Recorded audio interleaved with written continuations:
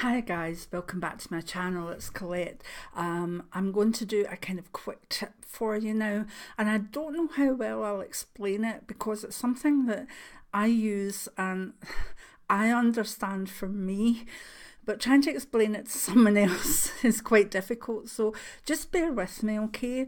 It's how to extend your clairvoyant visions so that you can gain more from them. Most people like myself that are clairvoyant tend to get little flash visions, you know what I mean? Poof, they see something and that's it.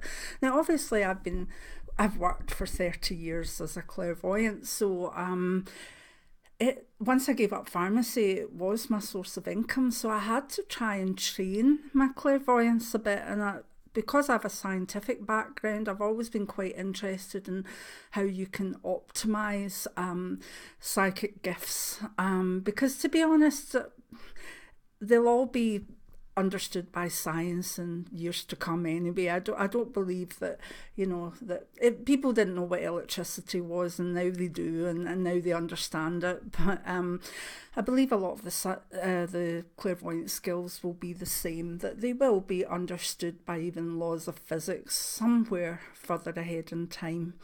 So from the scientist in me, I've always been interested in trying to optimise things, and even though I didn't understand how it worked, I knew that there were certain things I could do to optimise it, and in a way I had to, because I had two young children and I wanted to make this dream of mine come true. I didn't want to go back to pharmacy, although I'm still registered, retired, but so there was an urgency in it, and every time that I did readings I then would meditate on them to see what I felt I could have done better. And one of the things that really annoyed me in readings was when a vision would come quick and I'd look at it, I'd kind of, whoa, and then it'd be gone. And it'd be like, oh God, I couldn't get it. It become intangible. You know, in day-to-day life, that's okay. But if you've got a client sitting in front of you and you go, oh, it's gone, sorry, don't know what to give you on that, didn't get enough of it. That's not good, and I was in that position early on in my clairvoyant career a few times, and I thought there needs to be something that can be done here. So what happened was, sometimes when I was meditating or I was on my own and I was opening up to clairvoyant images, not for clients, but just general, you know, sometimes we want to know how our children are, or we'll maybe get a flash picture of the weather elsewhere, or we'll get a flash picture of what's going on in the world. When those things came, I developed a technique to help me be able to analyse it and see it for longer. Now, seeing it wasn't necessarily seeing it through my eyes, it was seeing it with my third eye, but then pulling my normal vision in and working them at the same time almost. So I'm just going to explain what I did, and it did take a while to work with it until I got it to the stage where it was a technique I used constantly for about 20 years, and I still use it for when I get a quick flash picture. I'm sort of alert enough to do this technique. So anyway, what is the technique? Basically, whenever I would get that flash, I know if it just flashed, I might get a third of a second, and say I saw a man and a woman in a meadow, and that was it was gone, and any other things that were in that vision would be lost, because for that fraction of a second all I would be seeing majorly would be the two people, and my clairvoyant brain would be telling me to look at those two, if you see what I mean. So when you get the flash picture, you tend to focus on the things that are to the forefront of it. And sometimes with a clairvoyant vision, the things at the forefront are important, but so are some of the things that are going on in the background. And if you can't keep that visual, then you don't get time to see it. So whenever a visual like that would come, I would always make sure that I quickly, the minute it came, I'd first of all try and almost memorize it. It would be like flash, consciously memorize it, and then I would open my eyes to always a blank wall. A wall that, like in here, you can't see, but it's a lovely pale pinky peach colour.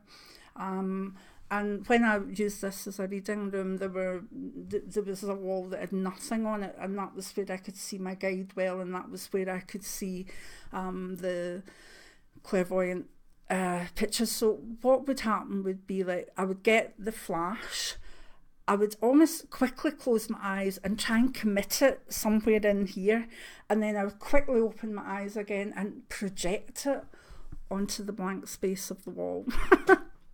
So there were the stages: flash picture, close eyes, commit, almost like put it into the memory bridge, just that in, and then when you open your eyes, you're taking that memory, even if the memory's only been there for, again, another half a second, instead of having a third of a second, and you know that you've got more to work with, and then open the eyes and project it onto the wall, and you then see the two people, but you see the grass and the flowers and the tree in the background, stuff like that. Now, don't get me wrong, after a few seconds, what you're projecting onto the wall and what you've put slightly into memory will start to go as well. But you'll have given yourself a wee bit more time to examine it. How did I get this to work? Just practice. I also was asking my guides a lot, you know, at that time, like, going to help me with this, you know, I want to be able to give the best readings I can. I want to be able to take the information that's been given, but getting it for like a 30th of a second isn't good. I need more, and the thing is, sometimes you get videos running of a whole situation. They're different. You can watch them in your third eye, you know what I mean, where you're actually seeing an event happening. Well, that is an ongoing kind of video, but when you're only getting a flash, that flash goes boop, gone. So when it goes boop, you immediately memory, close eyes, project. And if you keep working with it and practicing with it, you'll find it works. It certainly worked for me, and I mean, I was very successful before I retired with my readings. I always had waiting lists, months and months, and to be honest, I think a lot of the time it was this technique. And granted, yeah, I must have looked quite daft at times, because I would be like, close my eyes and then look behind the person. But, you know, my regular clients got used to it. They knew I used to look behind them a lot and talk to my guide behind them a lot. So that's my technique that I tried, that I developed for myself to prolong the visual of the clairvoyant visual, and to help me see more of it. Therefore, in seeing it for longer and seeing more of it, being able to interpret it better and become better at my art of clairvoyance. So let me know what you think of that, and let me know if you try it and it works for you. As I say, it will not necessarily work the first time, because you know you have to wait for the visuals coming, and then it takes a few times to oh, there's one, and do the technique. But the more you build it up over weeks and months, the more it will really, really help. So there's one of my top tips on Colette's secrets. And I hope you'll let me know how you got on with it. Many blessings. Now, if you want to support the channel, you can buy me a wee coffee. The link's down below.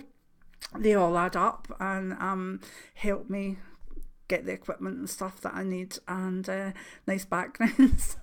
Anyway, I'm quite happy just to be able to do this for you as well. So many blessings now. Give me a thumbs up, and I do hope if this is your first video with me that you will subscribe and come back and be part of this little Colette community. Bye now.